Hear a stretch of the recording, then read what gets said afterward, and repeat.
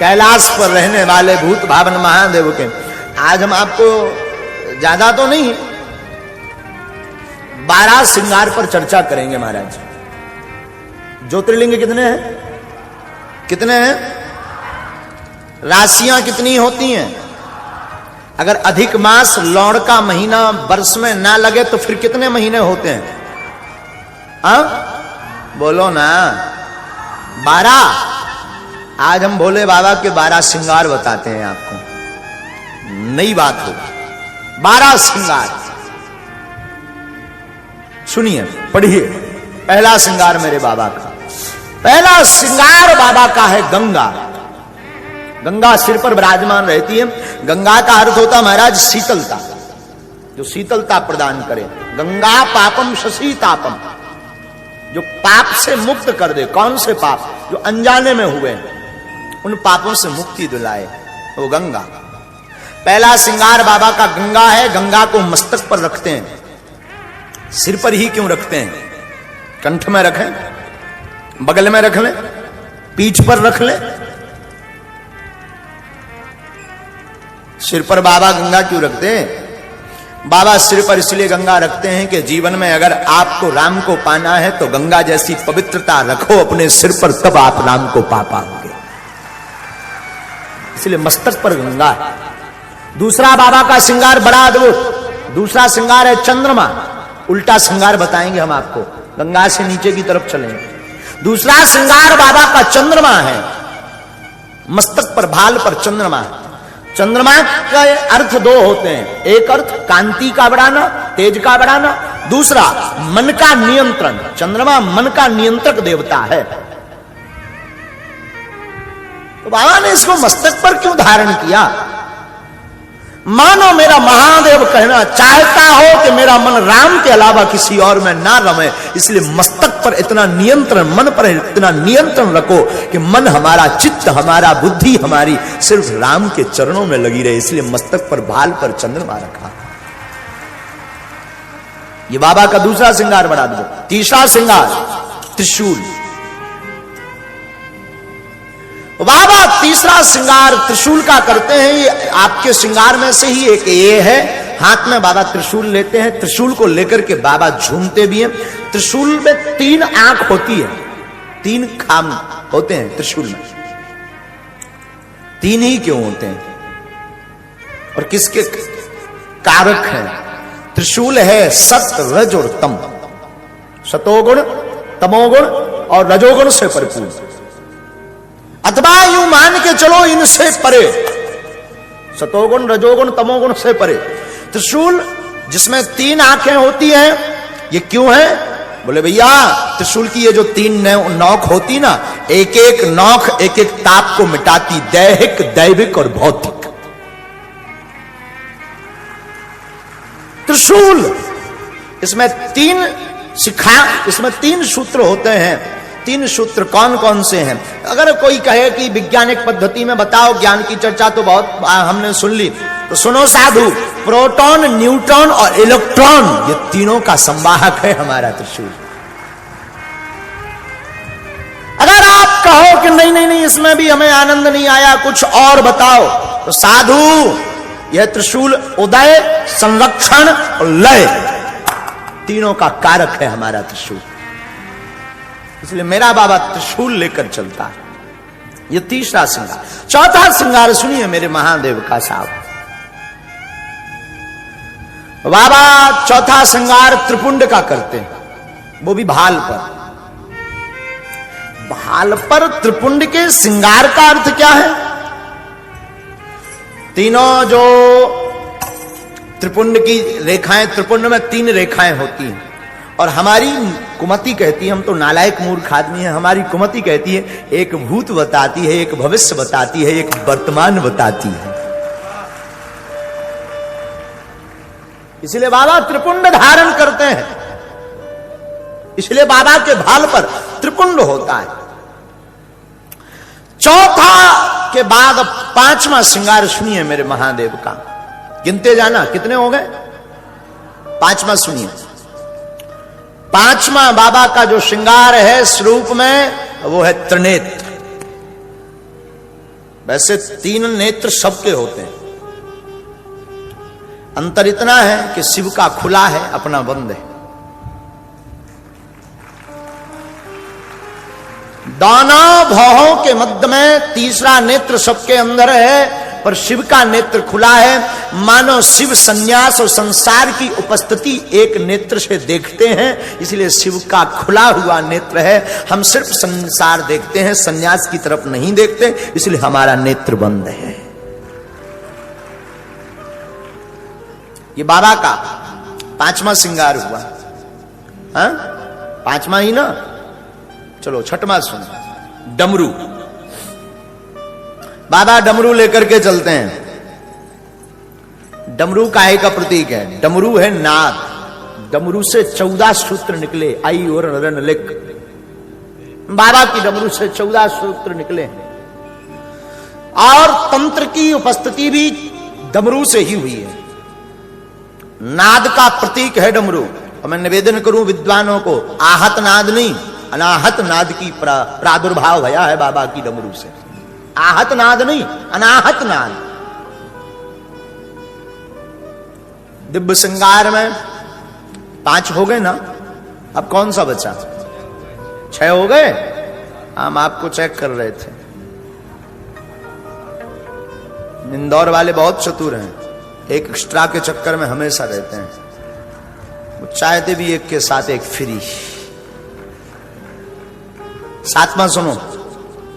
बाबा के श्रृंगार में अगर वाहन की चर्चा करें तो बाबा का वाहन है वृषभ। वृषभ यानी नंदी, बैल। वृषभ स्वरूप है धर्म का। नंदी को धर्म कहा गया। और नंदी के धर्म के 4 रूप हैं, अर्थ, धर्म, काम, मोक्ष। और हमने एक जगह महाराज जी पढ़ा है, नंदी ने 4 शास्त्रों की रचना की है, अर्थशास्त्र, धर्मशास्त्र, काम शास्त्र और मोक्ष शास्त्र। हाँ, इन 4 रूपों की रचना नंदी ने की है। तो धर्म का रूप है। मैं निवेदन करूं आप सबको, मेरे भोले बाबा बैठते भी हैं तो धर्म पर बैठते हैं, वरना वाहन भी स्वीकार नहीं करते। नंदी क्यों स्वीकार किया बाबा ने? नंदी ही क्यों पकड़ा? साधु मेरा विश्वनाथ अगर बैठता भी है तो धर्म पर बैठता है। मानो मेरा बाबा कहना चाहता हो, जहां धर्म नहीं है वहां मेरा आसन नहीं है, जहां धर्म है वहां ये शंकर बैठा। कितने श्रृंगार के रूप हो गए? 8वां बताना है ना। 8वां सुनो। बाबा के श्रृंगार में एक बार थोड़ा उल्टा चढ़ो। जटाएं, जटाएं, जटाएं हैं वायुमंडल। जटाएं हैं विचारों की एकता। जटा का एक अर्थ हमारे पूज्यपाद गुरुदेव कहा करते थे, साधु जिसने अपनी जटाएं एकत्रित कर ली, जिसने अपने केसों को बांध लिया, जिसने अपने विचारों को बांध लिया, वो शंकर बन गया। विचारों को बांधना आज के संसार में बहुत मुश्किल है। आप अपने जीवन काल में बहुत कुछ बांध सकते हैं, जल का बांध सकते हैं, एक घड़ी कोई बहुत घृणा होने पर काम का बांध सकते हैं, पर विचारों को बांधना बहुत मुश्किल है। लेकिन अगर विचारों को बांधने की आपके मन में जिज्ञासा जगे तो शिव का चरित्र पढ़ना, शंकर की उपासना करना। शंकर जीते भी हैं तो जटाओं को बांध कर जीते हैं। क्यों? क्योंकि जटाएं विचारों का बांधना है, विचारों को बांध करके ही राम को पाया जा सकता है। मानो यही शिव कहना चाहते हैं। ये 8वां श्रृंगार। 8 हुआ ना, बोलो ना। 9वां सुनो।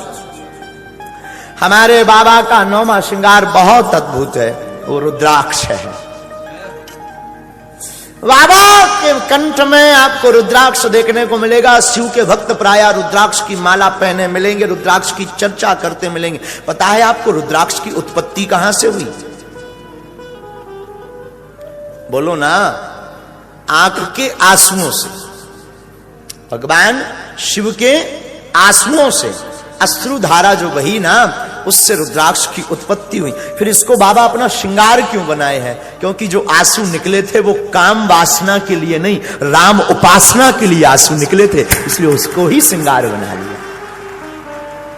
वासना के लिए, संसार के लिए, पत्नी के लिए, पुत्र के लिए बहुत बड़ी उपलब्धि प्राप्त करने के चक्कर में आंसू गिरे तो वो साफ खारे होते हैं। पर राम उपासना में आंखें भरे, मोहब्बत में, प्रेम में राम को पाने के लिए आंखें भरे तो वो आंसू साहब आभूषण होते हैं, उनको पहन लेना चाहिए। बाबा का 9वां श्रृंगार। 10वां श्रृंगार सुनो। बाबा को थोड़ा नीचे आते हैं तो बाबा यज्ञोपवीत में नाग धारण करते हैं। 10वें श्रृंगार में नाग क्यों ही धारण करते हैं? यज्ञोपवीत पहन लेते, कोई जड़ लगा लेते, नाग का ही यज्ञोपवीत क्यों? भाल में, कंठ में ही नाग क्यों? आखिर आपके जीवन में नाग की क्या आवश्यकता? मानो शिव कहना चाहते हो, नाग का एक नाम है काल। लोग उसे काल कहते हैं, लोग उसे मृत्यु कहते हैं, लोग उसे बहुत खतरनाक कहते हैं। मानो शंकर कहना चाहते हो कि राम की उपासना में जब आप जीने लगेंगे, काल आपके गले में बंध जाएगा, काल काट नहीं पाएगा, काल आपका आभूषण हो जाएगा।